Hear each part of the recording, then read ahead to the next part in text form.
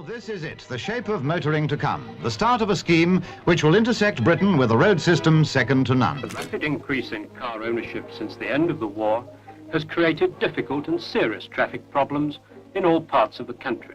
When the Prime Minister, the Right Honourable Harold Macmillan, opened the Preston motorway, the first British road to be designed and built for the exclusive use of motor traffic. Britain's newest motorway, the Yorkshire-Lancashire M62, forges an important new link in our motorway system. The new road provides direct access across the rugged Pennine chain at altitudes up to 1,200 feet. And throughout its length, the road has been carefully designed to merge into the landscape. It now provides safe and rapid road travel between the heavily populated industrial areas. The 1960s, a time when the motor car was king and the UK was planning and opening new roads almost every day. And most, if not all, major cities from Belfast to London were going on a road building spree. And one of the most infamous of these schemes were the ringways. These were originally based off Abercrombie's Greater London Plan of 1944, and one of the routes were known as Radial Route 7, which by the late 60s was known as the M12. Now, this one is unusual, as confusingly there were three proposed routes, two of which would have started in Woodford, with the routes either going to Brentwood or Maplin Sands. Then the third route going from Brentwood to Chelmsford. Hello everyone, and if you're new here, welcome to UK Roads and Cycling. And in this episode, we'll be discussing the M12.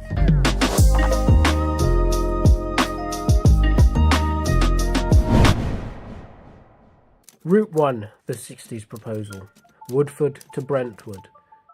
This first proposal is what was originally part of the Ringway scheme. This was designed to replace the Eastern Avenue section of the A12, which runs between Redbridge through Romford and then to Brentwood. And if you visit the M11 at Junction 4 today, you'll see the only part of the M12 that was actually constructed, this being just a small stub and slightly to the north, a bridge that carries the M11 over, well, nothing. And this was engineered to merge with the M15, which I'll be discussing more in a later episode. This idea limped and lingered on until the early 70s, which by that time another route had been drawn up. Route 2, the 1970s proposal, Woodford to Maplin Sands.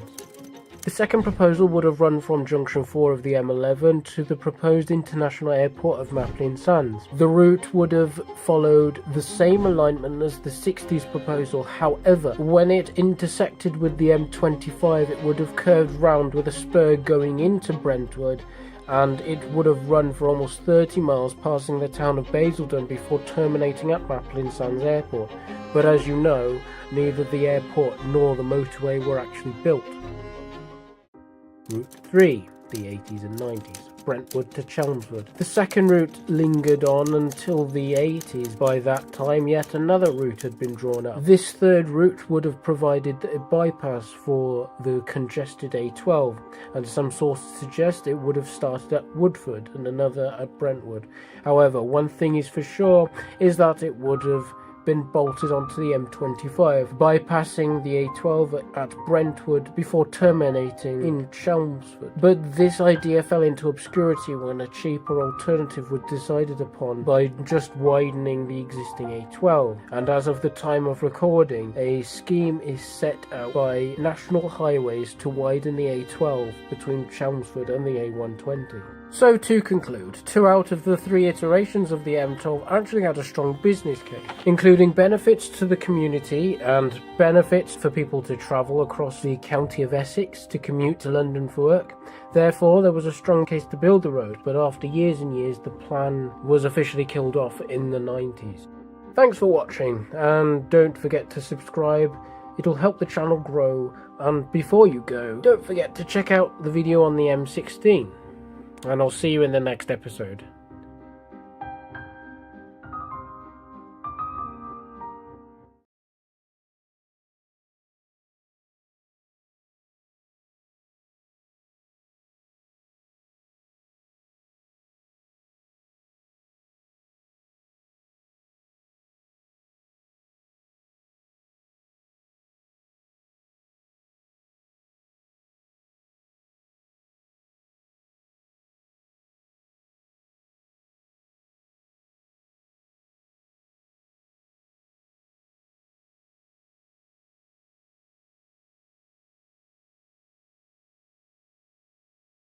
I am here at Imperial Business Park in Dufferin, on the suburb of Newport. Back in the 1960s, and today when we will be brand new visiting. motorways were popping up and down the country, London had highly ambitious plans, such as the infamous Ringway project. This was a scheme which consisted of the construction of 4 ringways with several radial motorways linking them together. The section that was mostly constructed was Ringway 3.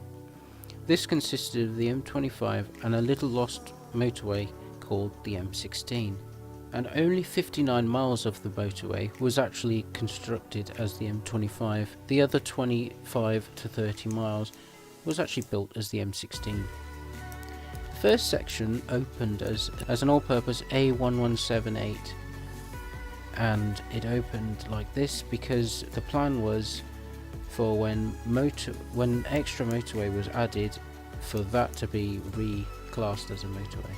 Another well-known section was east of the A1M, where the carriageway splits off to allow space for the never constructed main line, where it would have linked up to what is now just a spur through Watford.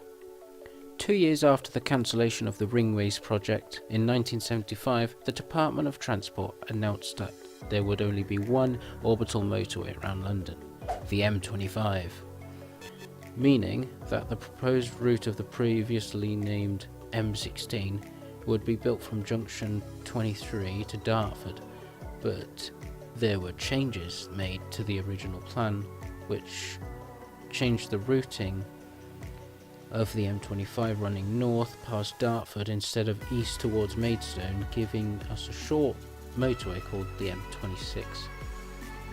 Going back up to Dartford, the southern approaches up to Dartford were already under construction, meaning that the design had to be hastily altered, creating a whole new section between the present junction 3 to 5. And the sections that were already opened as the M16 were renumbered, and bits that were constructed as Ringway 4 had to be bolted together with Ringway 3, including the construction of a new junction at Hunton Bridge. And in 1986, the M25 was fully completed. If you have, don't forget to like the video, comment and subscribe, and if you haven't already, check out the video I made on Wells Lost Motorway.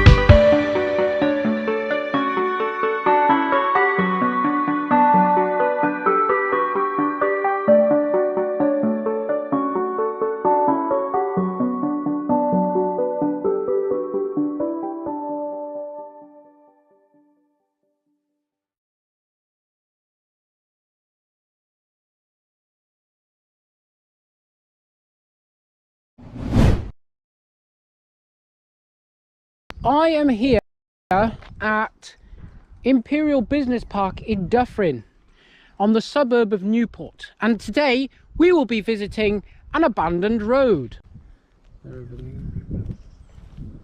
Smashed lamppost over there, old dotted around street lights. This road was abandoned in the mid 2000s. Hasn't seen any traffic at all. Even has road markings. Huh? Look at that.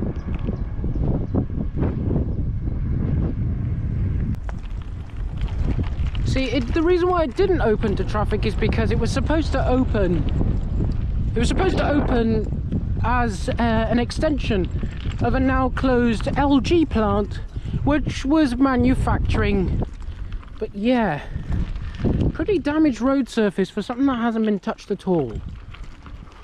Let's go down the correct side of the dual carriageway and not the American or European side.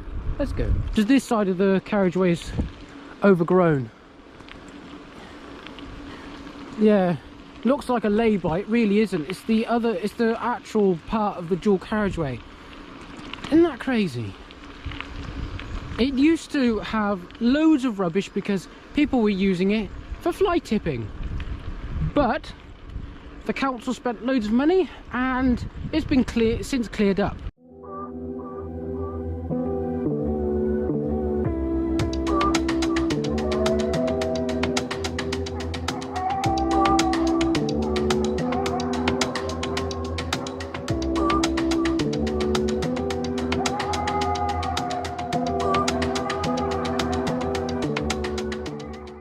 It's now been branded a road to nowhere, and you can kind of see why. Well, you can see why, and it's now a road to nature now, because that's what the council have branded it, because it's just been sitting and doesn't look like there's going to be expansion anytime soon, because the factory that it was supposed to supply closed down.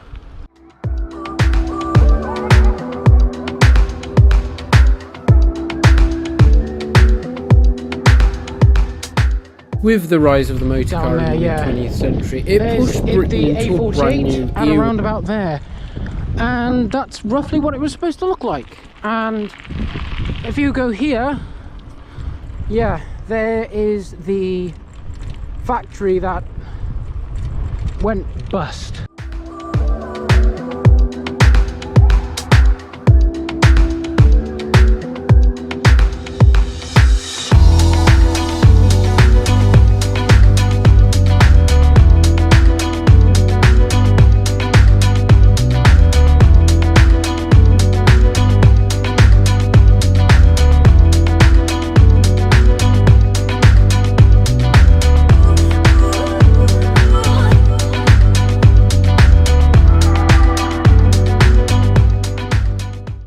Okay, that's unexpected. A car. Royal Mail. They're using the road.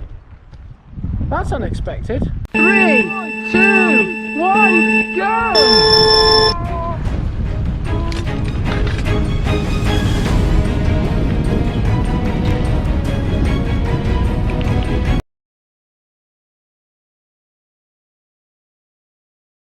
With the rise of the motor car in the mid-20th century, it pushed Britain into a brand new era of road travel. This started a race to build as many motorways as possible, and also saw the introduction of schemes like the ringways. Now, in this video we'll be covering part of Ringway 1, which was the West Cross route, or the M14.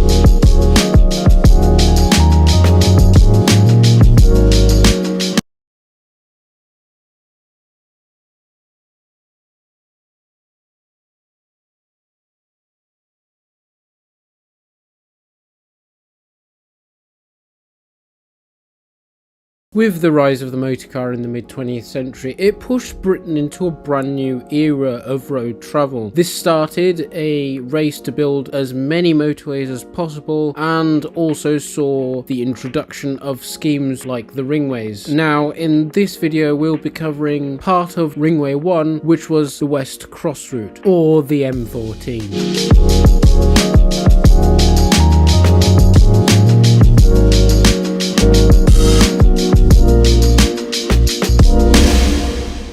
The M14, or commonly referred to as the West Cross Route, would have formed the western half of Ringway 1, running in a north to south direction, connecting or rather slicing the community from Willesden to Chelsea in half. So if you've watched the channel before, you likely know about the Ringway scheme. Now, this would have been a very destructive plan, demolishing a whole heap of houses and displacing people. Now, getting to the point, the ringways were split into different parts, and Ringway 1 would have consisted of North Cross Route, East Cross Route, South Cross Route, Camden Town Bypass, the Boreham Loop, which would have been the terminus of the M23 up until this part was scrapped sometime in the late 60s when the ringways were still being planned. And then of course we have the West Cross Route.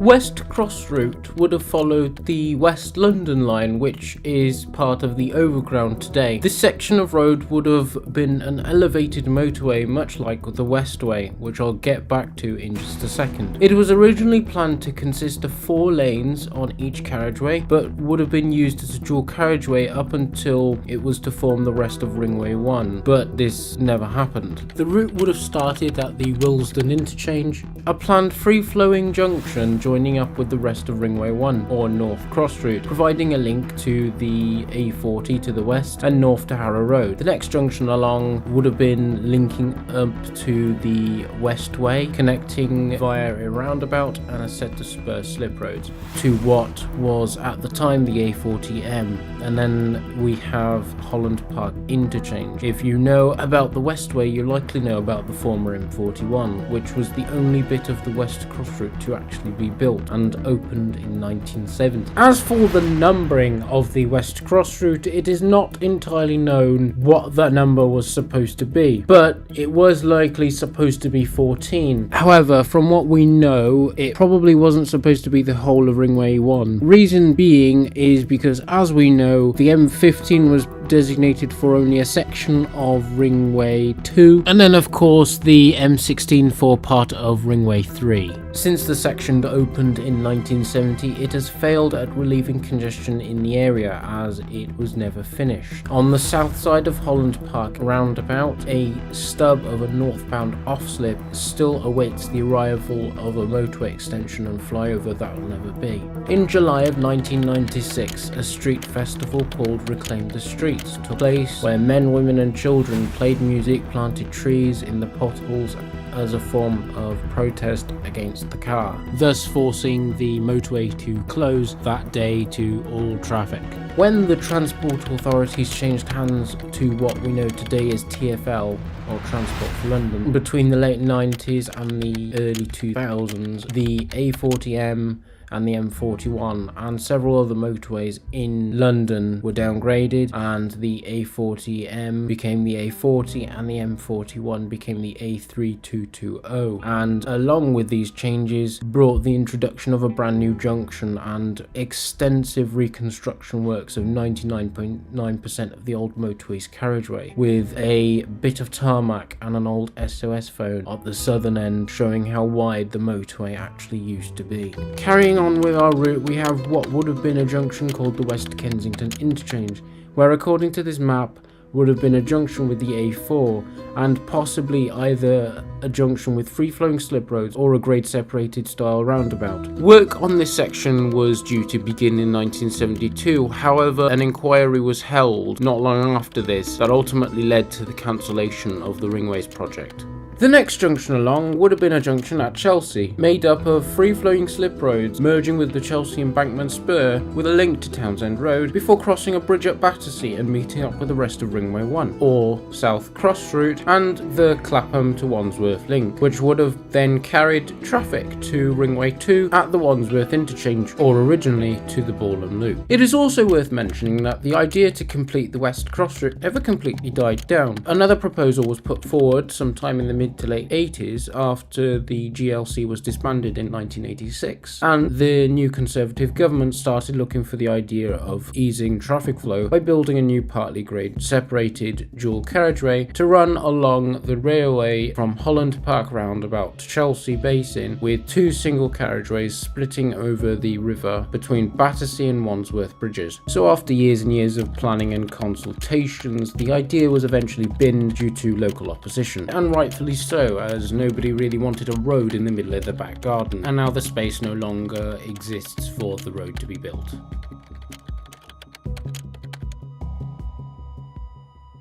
The cost of this section alone in 1970 would have been $123,398,000, or almost $3 billion adjusted with inflation as of early 2024. And if you tried that today, you need a very valid excuse to even put something like that down as an idea. For instance, look at the controversial Silvertown Tunnel for reference. Thank you all for watching, and I hope you enjoyed that. So if you did, don't forget to leave a like, comment and consider subscribing to see more of Unbuilt Motorways.